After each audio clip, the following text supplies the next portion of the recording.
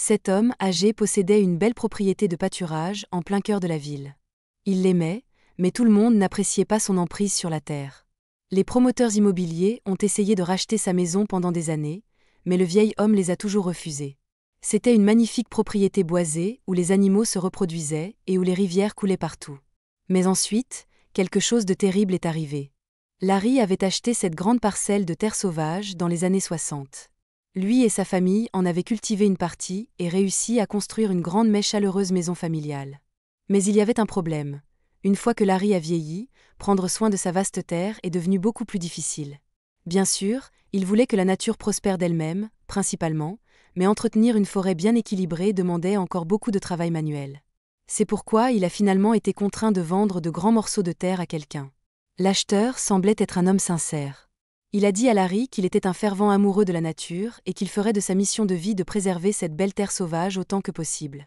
Mais presque immédiatement après avoir signé les actes de propriété à ce soi-disant ami, les choses ont commencé à changer. Quand Larry a demandé ce qui se passait, il a découvert que l'acheteur avait vendu toutes les terres aux promoteurs immobiliers pour en tirer profit. Le vieil homme était dévasté.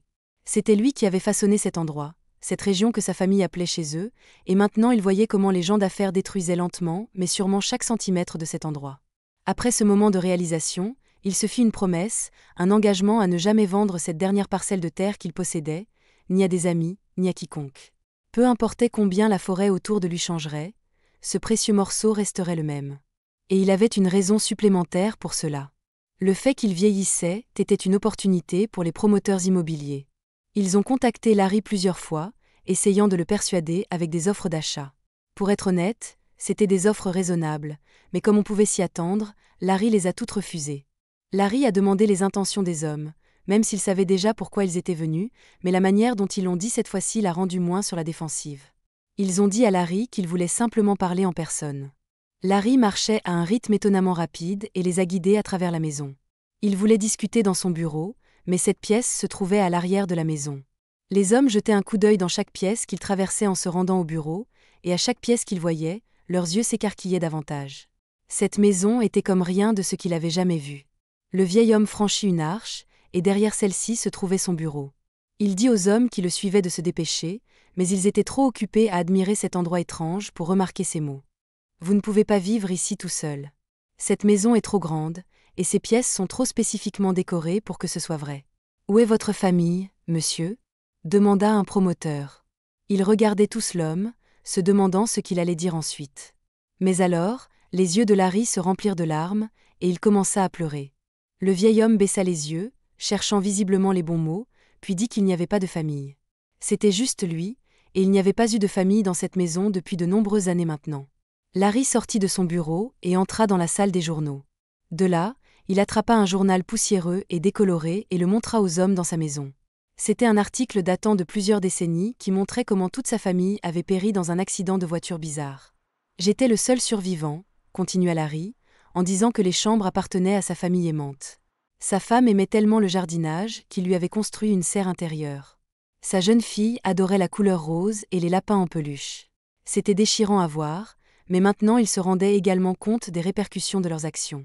En transformant la forêt de sa famille en une zone urbaine, ils ont ajouté à la douleur de l'homme, ce qui l'a poussé à s'accrocher encore plus au passé. Il marmonnait pendant que Larry continuait de fixer le sol. Mais alors une voix forte s'éleva du groupe d'hommes. « J'ai trouvé, » dit-il. C'était un plan qu'il avait en réserve depuis un moment, mais il n'avait jamais été pleinement réalisé. Mais en apprenant votre passé, cela pourrait bien fonctionner. Il a d'abord promis de ne plus jamais construire une autre maison sur la propriété de Larry.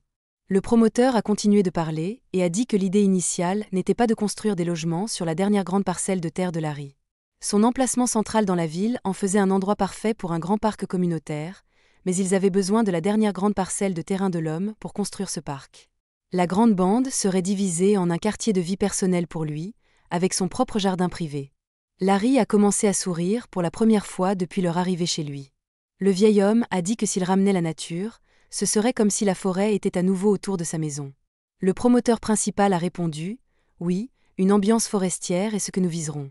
Cela doit toujours être un parc pour les enfants, mais nous voulons garder l'atmosphère rurale de la forêt vivante. » Ils se sont mis d'accord et se sont serrés la main. En moins d'1 an, le parc de la ville a été réalisé. Ce fut difficile au début.